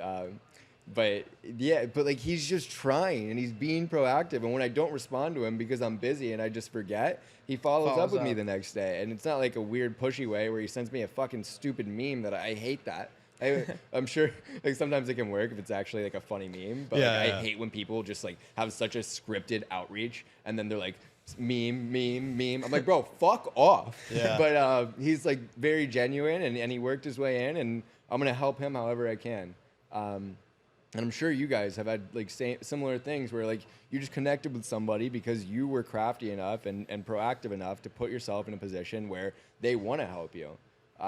That's how you originally connected with Daniel. That's basically how he got Daniel's attention early on. Yeah, that's how Mason got with Chase Diamond. Like, Yep. and then that was his like first real experience as a copywriter, and he was working with a bunch of really big brands, and then that spiraled into what he's doing now. And then I worked with a guy, DJ Sackman, who's like a big basketball trainer. I worked with him for free for like 4 months, and I was making maybe 10 to 15 grand a month at the time. Like I didn't have to work for free. I was making some money, but I just saw the opportunity and I followed up with him enough to eventually he was like, yeah, you know what? Like let's get on a call. He told me that he needed a new funnel that it like wasn't converting that well. The next day, like I spent literally the rest of that day building out one of the better funnels I've ever built in my entire life. Next day we launched it and it was converting like literally 5 times better than what he had. And then that got me in the door in the info product space. Like that was my first win with a basketball trainer.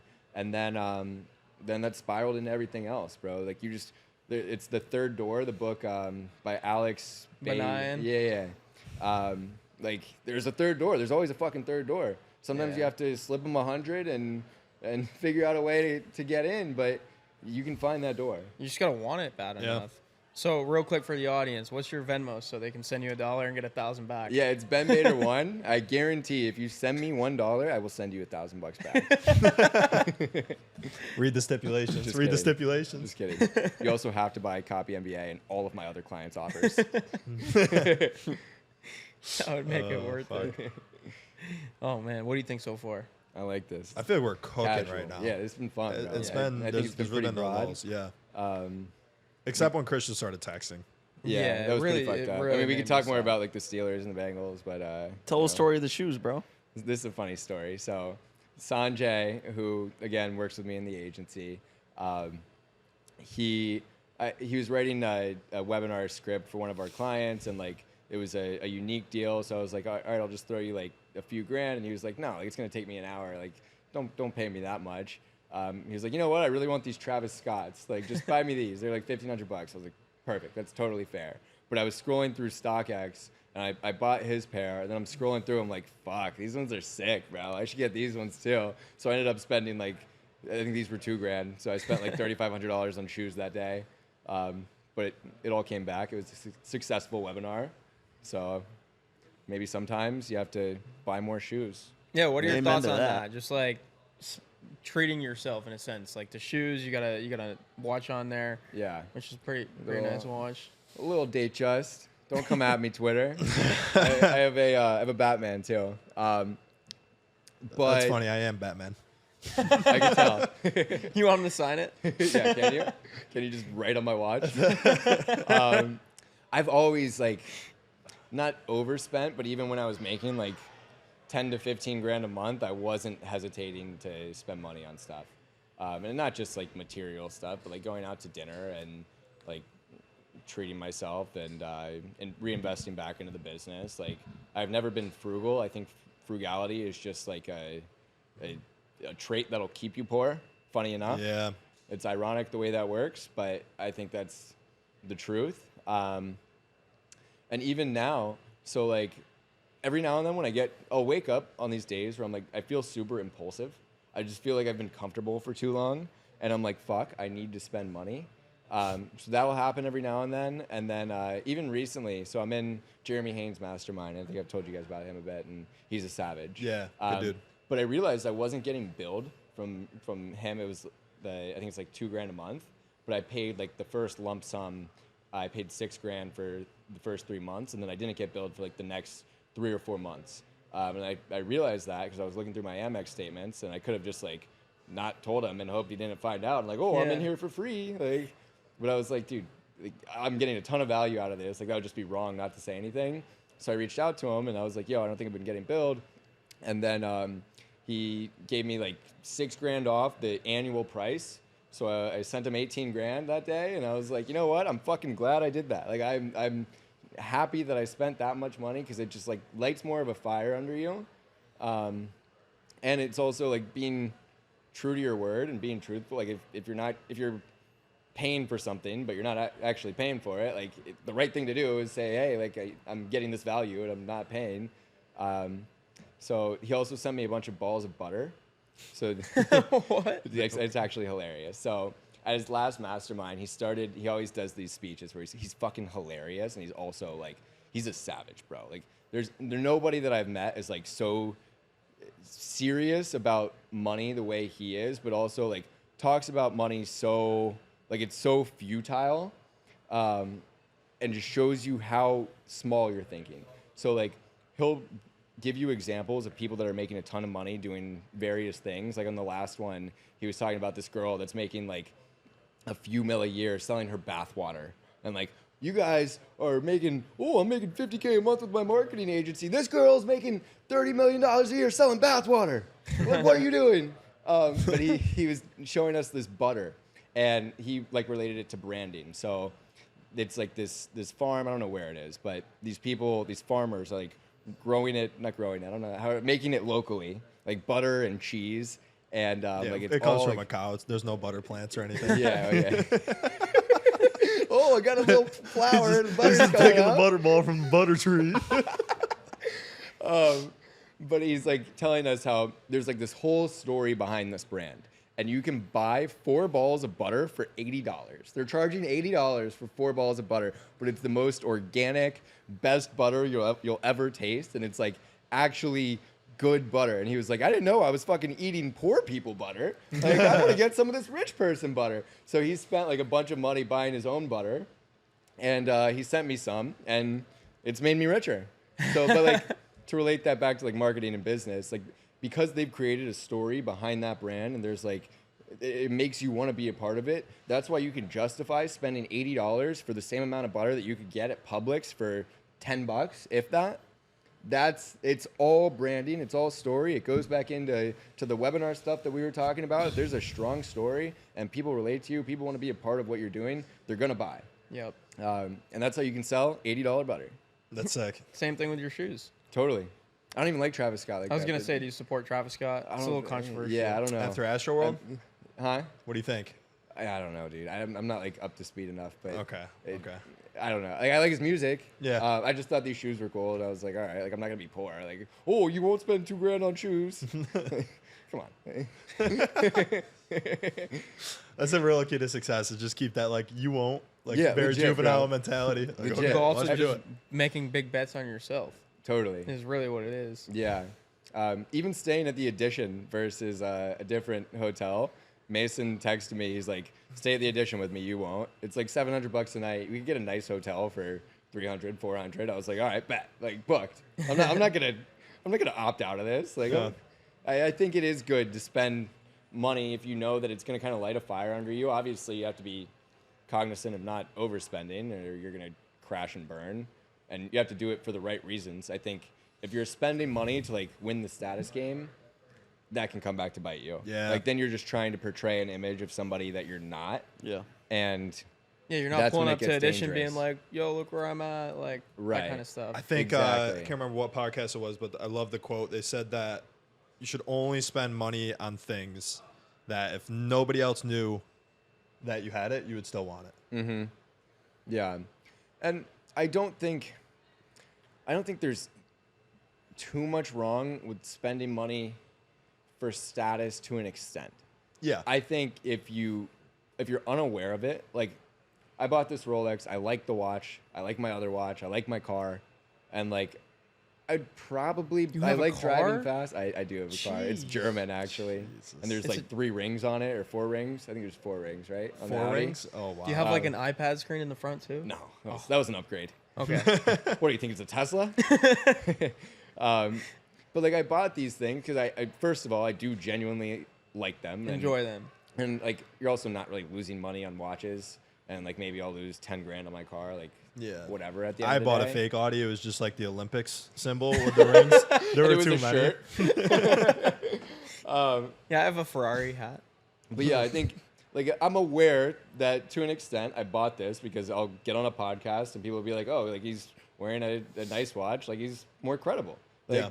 That has some power, but I'm totally aware of that. I think if you're just spending money to like flex on other people and you're not like and you're pretending like, oh, I just buy this shit because I want it or I just want to flex really hard, that's when it can come back to bite you. Yeah. Yeah. Just being honest with yourself. I think that's the biggest thing with anything, with business, with your relationships, with your happiness. It's just being self-aware and understanding what your motives are and what you actually want and why you want it. Yeah. I want shoes. I just don't understand the entrepreneurs who are making like crazy money and they're just the most frugal people in the world. You guys should get Graham Stephan on here and ask him. Yeah. we will. We will. Like, because there's always those people you'll see like, oh, I make, XYZ money. I'm driving this 2008 Honda Civic. And it's just like, Poor Mosey. Yeah, it's fair. Like, I guess some people don't really have that void to fill.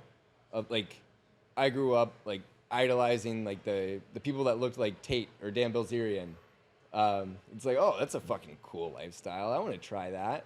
And then like, maybe they never had that, so they never like, maybe they never just like wanted these nice things for validation of themselves. But like, me going and getting any of the things that I've wanted, it kind of closes that loop. So I'm like, okay, now I know. Now I know that buying a nice watch isn't gonna like make me feel amazing about myself. Like I'm still gonna have the same problems and insecurities and whatever else that I had the day before. Like none of that is gonna fill the void. But I think part of you kind of needs to go and get those things to learn that lesson firsthand and truly internalize it. Yeah. Like, I'll go to the Bengals Super Bowl this year, and then I'll be like, In the land of now I make-believe? know what it's like to win a Super Bowl. In the land of imagination. no, I think day, that bro. actually would be like the most fulfilling thing ever. Oh my god! I mean, I didn't go to the first one, bro. When they made it, because honestly, like I also didn't really want to go because I kind of enjoy watching the game like on the couch better than I do at the actual game. Yeah, you have to spend a lot of money. But on I'll go to tickets the if next you're- one. Yeah. Like, I think I would have paid probably 10 to 15 grand to go to the last one, and I like wasn't making as much money as I am now, so it financially would have hurt a little bit more too. But if they make it this year or next year or whenever, I'm 100% going. Yeah. Did you? You'll be good because by the time they make it, you'll be worth so much it won't even matter. Facts, yeah. It'll totally. be like 20 years. I Probably know. like owned part of the team, right? Yeah, bro. That would be sick. That's the goal. That's the like goal for like everything. that's my only goal to like make more than like 100 mil. That's my only reason to make more than like 100 Own a mil. sports team. So Yeah, like, cool. that would be sick. Yeah. Like, oh my god. That's But, why Gary Vee is so relatable. Like he's got the same end goal as me. Yeah. And he like So- knows how out of reach It's like, it is. yeah, so even though he's doing super well, like you're still rooting for him because you're like, oh shit, I want to see that that's possible as well, which is pretty cool. But did you go to the UFC event in with Miami? Adesanya. Yeah. And, who did he fight? Who was that? Pereira? Yeah. Yeah. I'm not like a big UFC guy. I got into MMA a bit recently. I've seen your videos. The kicking. yeah, you saw me kicking that bag, Yeah, bro. I would hate to be that bag, bro. I know. I fucked it Poor up. bag. But actually, I love it. I really enjoy going and getting hit because it's like a fear that we all have. Like getting hit in the face. I've never really been in a real fight other than like one time in college that like really doesn't even count. But like just there's something about attacking your fears, and I think that physical, the potential of violence and actually getting hurt is like a true deep fear that we all have. And like when you tackle stuff like that, it makes everything else easier.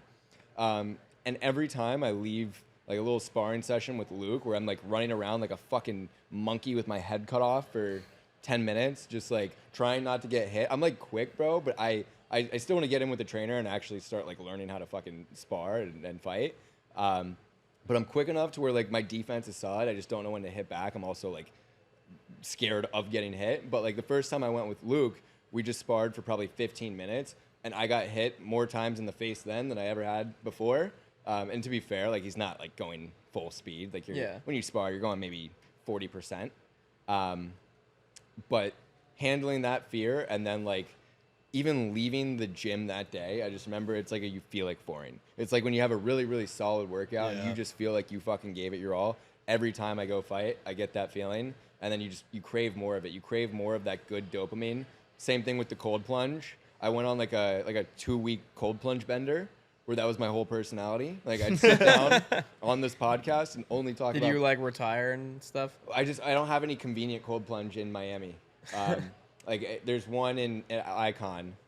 A few of my boys live over there, so like we'll go after basketball sometimes. But there's not one in my building, and like I just haven't made the time to go. But I was up in Jupiter at my parents' condo for a bit, and there's like a really nice cold plunge there. I went every day I was there. I fucking loved it, bro.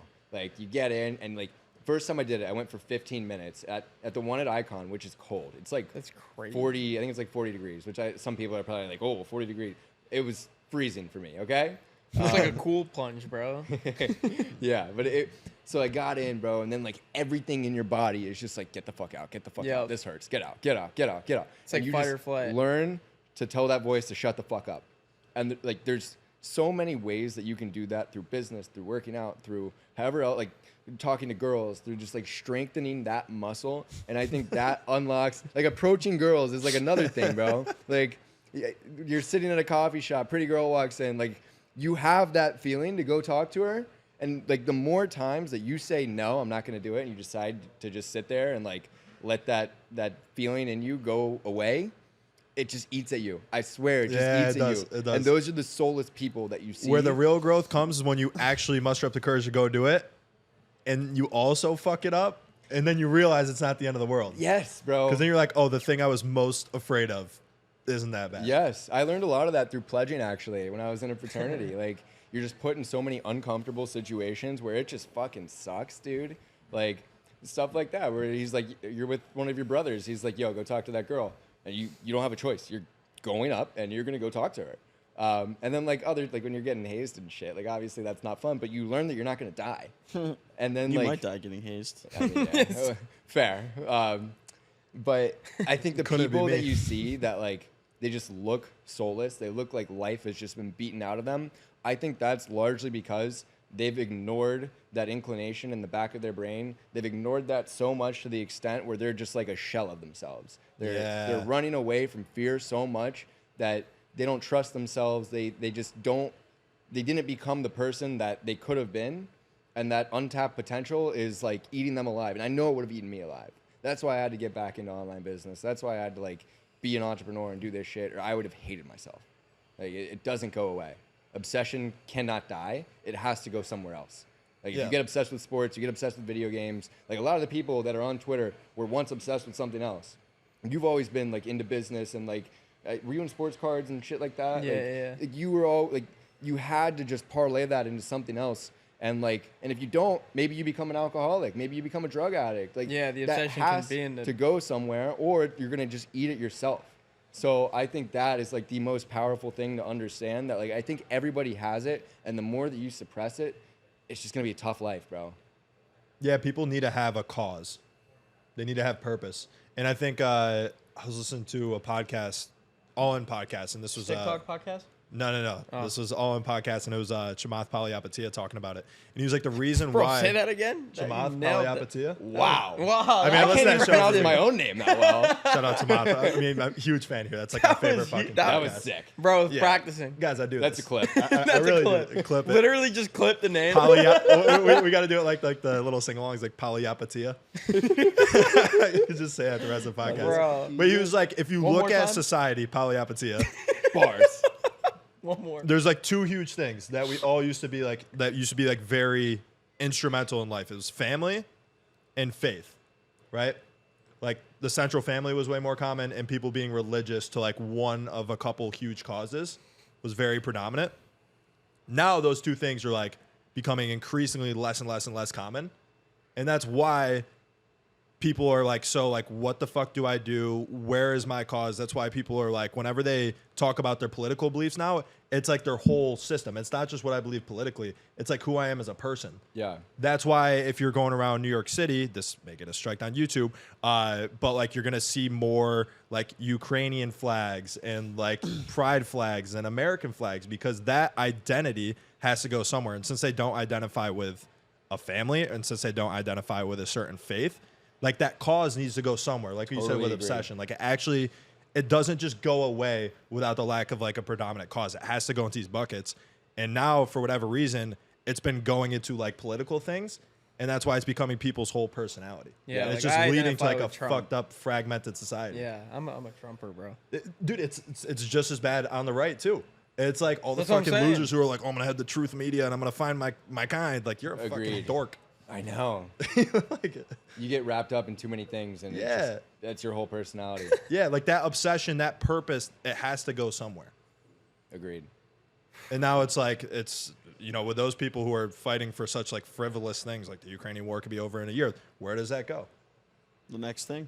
The next Yeah. thing. That's why business is so cool, because that can be part of your fucking purpose. Yep. And I guess it's subjective, but that serves your life more than like getting obsessed with a celebrity or politics does. Absolutely. Because you can 100%. become that person that influences others Yep. and helps them. Like you said in the beginning, like you love what you do because it's a vehicle to serve people. So Totally. I just feel like I just spun off this planet on an intellectual rant. yeah. After One you guys more got time. I One love more it. time. Polyapatia. Okay. Living it. Yeah. Push it to you. Christian, bro. What? How you doing? I feel bad. I feel like I'm not looking over here as much because it's like easier for me to look this way, yeah. and then I have to like strain my neck. Also, this is my better side, so like I naturally want to Dude. look this way. After 2 podcasts, this only happens on the back-to-back episodes, but my Yeah. neck starts getting sore as shit because I'm just like looking this way Yeah. Yeah. the entire time. But, I'm gonna look at Scott for a little bit. Christian, you want to kick off the lightning round? If you're still Did there. you listen to Mason? Were you listening? I All right, couldn't bet. hear you. So lightning round, first question. If you could have dinner with any 3 people, who would they be and why? Tate, Tai Lopez, and Taylor Allen, Who's that? the basketball guy I Oh, yeah. mentioned He earlier. wasn't even listening to the podcast. You about to make a bag off that. I'd come out way richer, and I'd understand psychology a lot better after that. I also have to shout out like Jesus here because that would be sick. Yeah. But just once I read the Bible, He maybe hands you my bread, you're answer will like- change. Absolutely. But yeah, those are just 3 people. I mean, Tate's so fucking interesting. Sorry, I'm gonna get you guys another strike by just saying that name. Mason, I'm talking about we were the talking way cookies, more by about the way. Mason. I'm talking about Tate's Cookies. Yeah. I'm talking about the founder of Tate's Cookies. The actually. bake shop. So, Yeah. founder of Tate's Cookies, Tai Lopez, Taylor Allen. Nice. Because I've just watched a lot of their content. Like, even subconsciously, they've helped kind of mold me into the person that I am now. And I just resonate with a lot of their ideas. I like the way they've lived life. I think they're able to pull stories from so many different walks of life, like you said earlier. Like, that's how I want to be. Like, I want to be the person that just it's like they've lived 1,000 lives, and Yeah. I'd rather have that than like somebody who's just very one-dimensional. Yeah. Love it. I would also. You were talking about Golden Tate, the wide receiver. Yeah. Yeah, Golden gotcha. Tate. There's a Bengals player, Auden Tate. Auden Tate. He's Yep. a dog, actually. Yep. Probably Beast. Probably not. I think I go with like Margot Robbie, Anna De Armas. Oh my God, bro! Yes, And who's the third one? Sydney Sweeney. dude, that That'd be my 3. trifecta, brother. Fuck dinner. You don't want to go to dinner. We ain't even getting entrees, boy. Yeah, what are you guys doing? You're tripping, bro. You're right. Yeah, You guys just- are way You're too right. What am I? indoctrinated. Oh, I want to go to dinner with these business people, so I make more money. Meanwhile, you're like chilling there with these 3 girls. You're like, having fun over there, man. Let me know all the knowledge, bro. You're like, they're feeding you grapes. He's just getting grapes fed to him by Sydney Sweeney. He's looking over at Ben's table. He's like, "You understand psychology better." Totally. Oh man. Yeah, you guys have the most lame answers, but it's all right. You're not wrong. What were Mason's 3, by the way? It's Us us. 3. That was way nicer than mine. You Fuck. missed a layup there. All right, next question is, I try to make it an interesting question, but it always gets confused. I guess if you had to put one last message out to the world, let's just call it an email to your list, what would you want to say to your audience? Follow your curiosity. I think that will lead you to where you need to be. And like actually following it, trusting your own intuition, trusting that like by you doing that, you're going to find exactly where you need to be. And no matter what happens, like if everything goes to shit, you're going to look back at those times where things look grim and you're going to appreciate it because like it was your own curiosity that led you there. And then it was your own self-belief and inner confidence that got you out of it. And I think you can't live a boring life as long as you just listen to that voice in the back of your head that's telling you that you need to do something over and over. Like you just keep running towards whatever those things are, and you'll live a good life. This Deep. MF spitting, bro. Yeah. Love that. Love that. Chama patatio. We gotta get a Rick Ross in there. Ooh. I feel like you've been talking about sports ball a lot, which I thoroughly enjoy as a normie sports ball enjoyer. So I'm going to do 2 quick ones. First one, LeBron or Jordan? Jordan. Why? All right, Scott, turn off the camera and delete the file. Okay. You're an Ohio native, I'm too. not a LeBron hater whatsoever. I fucking love LeBron. I'd put him at number 2. Okay. I think because Jordan is still so relevant today, like, and I'd also say LeBron's more talented than Michael Jordan. I think Jordan just had such an impact on the game, especially at the time, because there was nobody like him beforehand. It was just big men. So like he also kind of caught it in the perfect storm where it was just like the perfect opportunity for somebody like him to come in and change the game. Yeah. So he was able to do so much. Not that LeBron hasn't done fucking amazing things for the game. And again, more talented than Jordan, probably best athlete to ever live.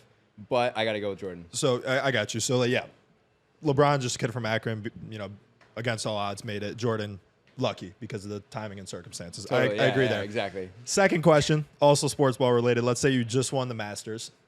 I don't know if you're a golfer, are you? I'm not. No, it's fine. be a It's golfer. fine. But you're going there next year. They have a tradition where they do the Masters dinner. So you get to choose your own appetizer, entree, and dessert. What are you going with? Ooh. Okay, only because recently, appetizer, I've been on like a sticky rice wave. Okay. I'm getting sticky rice. Like the best, whatever, we import it from Japan. Best rice I can get. I want that. Maybe some Wagyu. Okay. And then for my entree, I guess if I'm having sticky rice, I need steak. Okay. Best steak, if you guys ever end up in Cincinnati, best steak you'll ever have, like even better than Meat Market, even better than wherever the fuck in Miami. It's called The Precinct, Jeff Ruby's. Shout out Jeff Ruby. Fire. The best steak I have ever had to this day, Cincinnati, Ohio. I'm getting a Precinct steak, the filet, Oscar style, unreal. Damn. Okay. Medium rare. Okay. And And then the then, dessert? Fucking Meat Market cookies, Bro. Actually, there is one cookie that's better than the Meat Market cookies. Oh, okay. Where's it at? What's it called in West Palm? The Breakers. They have a restaurant in there. Like, so the Breakers is like a hotel. Yeah. and, Yeah. They have a restaurant in there. I don't know what it's called, but I used to go there as a kid and get this cookie. Like I'd go there just to get the cookies. Like my parents would have to smuggle me in because if it's like after 10 p.m., like you can't have kids in there. You can't be under 21. So I get smuggled in and just like woof down this cookie, and it's like on a skillet. It comes out like it's literally like this big, and there's ice cream on it. It's like I think it's their Heath Bar cookie. So there's like toffee on it.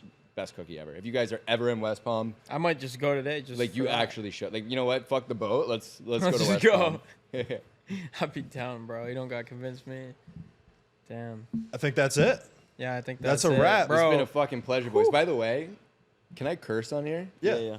Okay, because I was cursing the whole time, and I was like, yeah, like you like. I was like, No. how bad It's am an I interesting going? time I to ask. probably should I was have like, bro, asked that at the you've done it a beginning. couple times. Yeah, we can't actually air this. I was Sorry, thinking bro. about that, like as I was talking, I was like, wait, like I don't want to get them banned off of YouTube by talking about Tate's cookies and cursing. Tate's cookies, yeah.